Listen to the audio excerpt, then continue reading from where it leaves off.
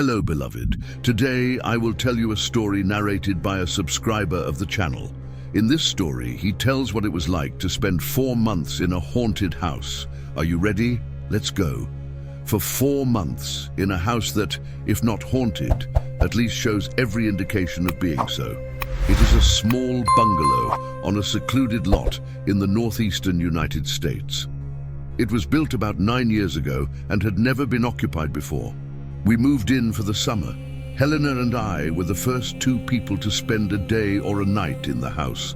We arrived and settled in. On the first night, Helena, tired, went to bed early, while I stayed behind to do some work that I had not had time to finish. The upper floor of the house consisted of 2 good-sized bedrooms, separated by a very spacious hall. Helena was already asleep in the front bedroom, and I, in the other room on the same floor, was writing idly, sitting at a table with all the interior doors of the bungalow left open. In order not to disturb Helena, I tried to avoid any and all noise, but then she called me, already awake, saying, "Was it you who made that noise?" "Maybe it was," I replied. "Was it a noise like that?" I added, tapping the work table lightly. "No, it was different. What I heard came from up ahead, it seemed. It was like someone had hit the wall with a cane or something like that. Didn't you hear it?" I then went to her room, trying to persuade her that it was probably a dream. In fact, I think that this explanation was not at all convincing, but of course neither of us took the incident seriously, and we soon forgot about it. The next night, we were together in the downstairs room when, about 10 o'clock, we heard the tapping, a noise which evidently came from the outer wall just beside the door, about 10 feet from where we were. The light tapping was repeated perhaps 12 times, at intervals of little more than a second, and in fact, it seemed as if someone had rapped on the outer wall with a cane. "Do you hear it?" "It was the same last night," cried Helena, as I, seizing my lantern, ran to the door. Just before I opened it, however, the noise ceased. I went out and searched the entrance thoroughly with my lantern and saw nothing, no sign of man or animal, nothing that could have broken the silence of the night. The same phenomenon occurred in an identical manner many times during the whole summer. We heard the noise probably 50 times. It was invariably at night, and almost always around 10 o'clock. I need not mention the details of the other times when the unusual incident occurred, for they were always the same. Naturally, we did everything possible to discover the cause. Not once, but many times we examined the whole little terrace in front of the house in broad daylight, brick by brick, stone by stone. I do not know how many times I stood guard at the door as 10 o'clock approached, but if the phenomenon occurred, it ceased the moment I opened the door, and no trace of anything remained. In the end, we gave up, since in the meantime, even greater mysteries began to emerge. Before I get to that, however, I want to mention several minor phenomena, as I insist on narrating everything in chronological order. I was alone when the following 3 incidents occurred on successive nights during the second week we spent in the bungalow. All 3 happening within a minute or 2 after I had gone to sleep. I had barely put my head on the pillow when I heard a noise. It was as if a box of matches had fallen to the floor from a certain height, so distinct that I could have sworn it had really been a box of matches. Whatever it was, the fact was that I had heard the noise of something falling. There being no reason for such a sound, I got up and turned on the light, trying to find out what it was. There was nothing on the floor. I looked all over the room, under the chairs, under the other furniture, inside the built-in wardrobe. Nothing had fallen. The second occurrence was as if a page of newspaper were being blown by the wind across the floor from one end of the room to the other. This noise was also unmistakable. However, there was no paper in the room, nor was there any breeze to blow it. Now, however, it came as no surprise to me that I found nothing, either in my room or in any other room on the upper floor of the house, where I searched thoroughly. On the third night, The noise was louder and stranger, as on the other occasions I had just gone to bed when it seemed to me like a wooden roller, like the ones used to roll pizzas, that not only fell to the floor, but rolled with a characteristic noise until it hit the wall, where it then stopped moving. Needless to say, I jumped out of bed immediately and turned on the light, but there was nothing unusual on the floor, or anywhere in that room, or the others. Anything unusual. You may be asking yourself, well, weren't they rats? Every time I tell this story to a group of friends, someone invariably comes up with an observation about one species of rodent or another. Let me tell you, however, that I have vast experience with rats, mice, and all their families of rodents. So be patient and wait for the rest of the story, where you will find more important anecdotes. The next one, however, was not yet one of the most surprising phenomena, although it occurred quite frequently. Whether we were together or apart, both Helena and I heard it at any time of the day or night, in every room of the house and literally on every wall. It became so omnipresent that we even jokingly called it the universal crackling sound. I will now speak of a phenomenon still more alarming. If you have been anxious to hear references to footsteps in the dark, I shall not be the one to disappoint you. There were indeed footsteps all over the house. They began in the third week and continued at irregular intervals throughout our stay. We heard them 3 or 4 times in a given day or night, though sometimes we would go a whole week without hearing them. In all, we heard the footsteps about 40 times during the season, and they were indeed clearly audible.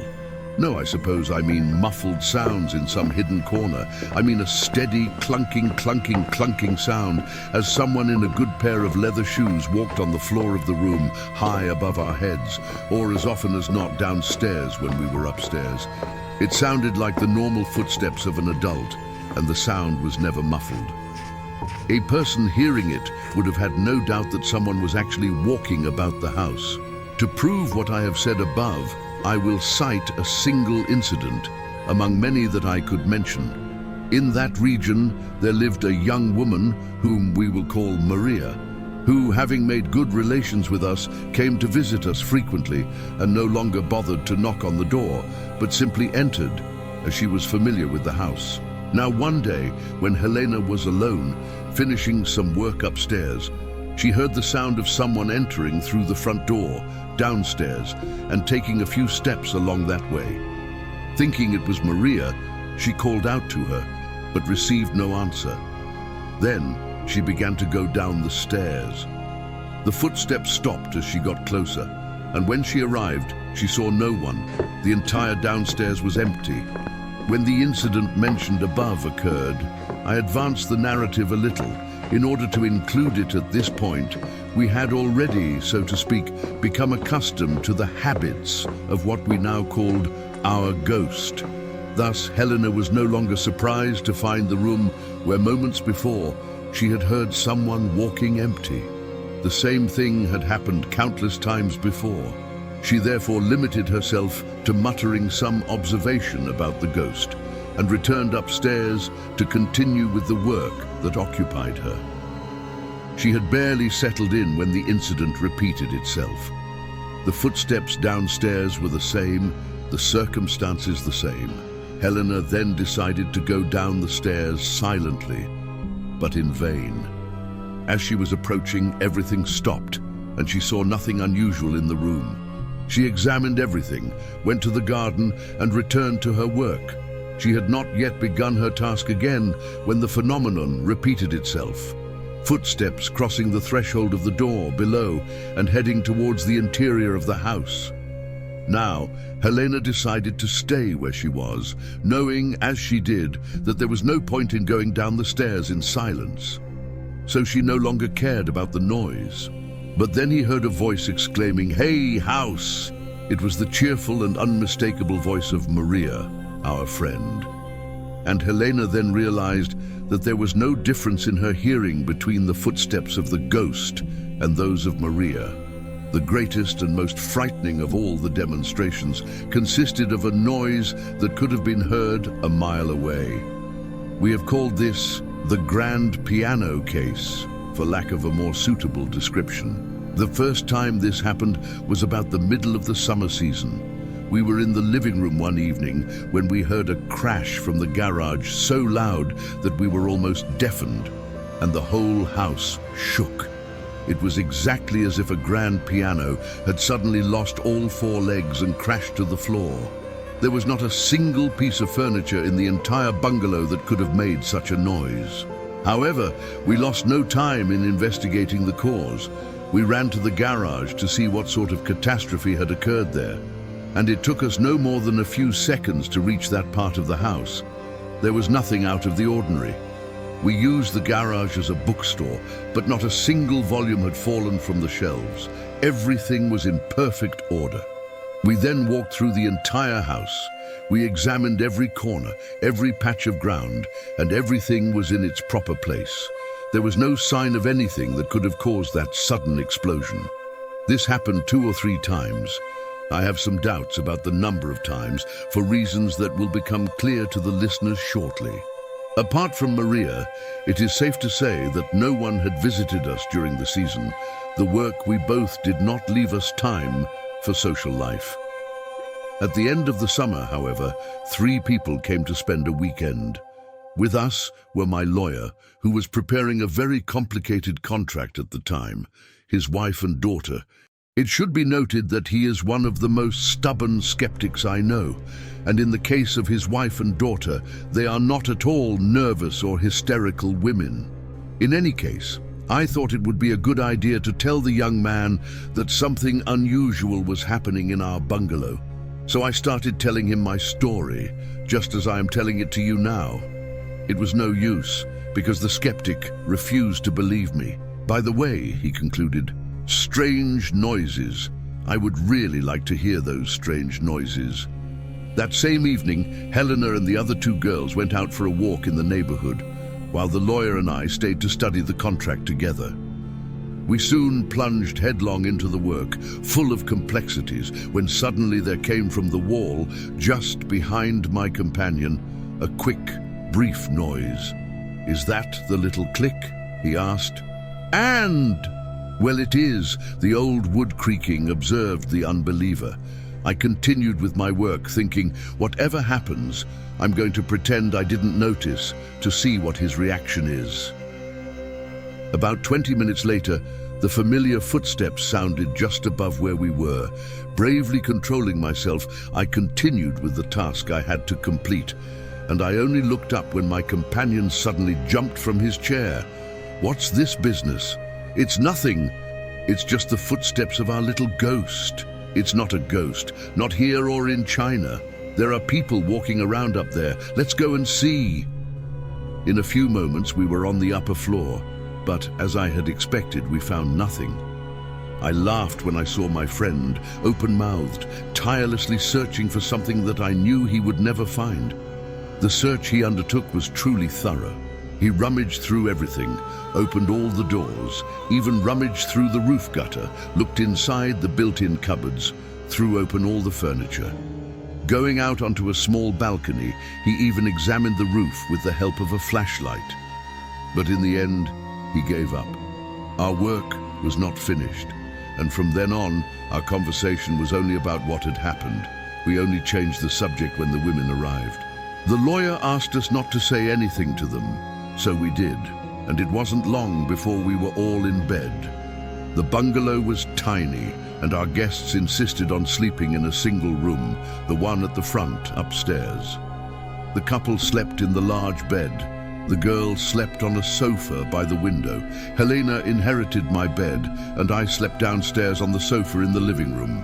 Shortly after I went to bed, I noticed that our guests had gotten up and were walking around the room, talking in hushed voices. But they soon went to bed again, and the night passed without incident. However, one look at the 3 guests the next morning was enough to see that they were a little scared. What was that noise last night? Boom! What boom? Why, a huge explosion right after we had gone to bed. It even looked like the garage had collapsed. I looked into Helena's eyes, where I saw a meaningful expression. "Did you hear that bang?" I asked him. "No, I didn't hear anything." "Me neither." "How was it? Tell the story." They then told us, giving an exact description of the grand piano case as we knew it. And for some reason, this time we did not hear it. They confessed that their reaction was one of terror to such an extent that they called their daughter to sleep in the couple's bed. That is the end of my narrative. Without exception, the few people who have heard me tell it to this day say categorically that it could only have been rats or else natural noises in a wooden house. But we have lived in many wooden houses, old and new, and we are very familiar with the noises of the boards. In this particular bungalow, it was common for a board to creak here and there. But this noise was in no way to be confused with other, less explainable manifestations. We have also lived in places where rats were abundant, and we are well aware of their habits. There were rats in the bungalow when we arrived, but with the help of mousetraps, we quickly got rid of them. In fact, I doubt that they could knock over pianos. When our friends, hearing us tell this story, start talking about rats and creaking boards, we just smile and shrug our shoulders. It is worth adding that Helena and I are not one of those couples who attract ghosts. We are just two normal adults of a very mature age who have never believed even remotely in spectral visitors or anything of that nature. I have not yet found any explanation of what our ghost was.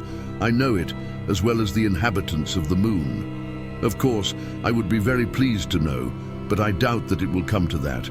I do not believe in ghosts, although I am sure that we have no proof against their existence. In fact, there is something strange going on in that house, and I would really like to know, after all, what it was all about.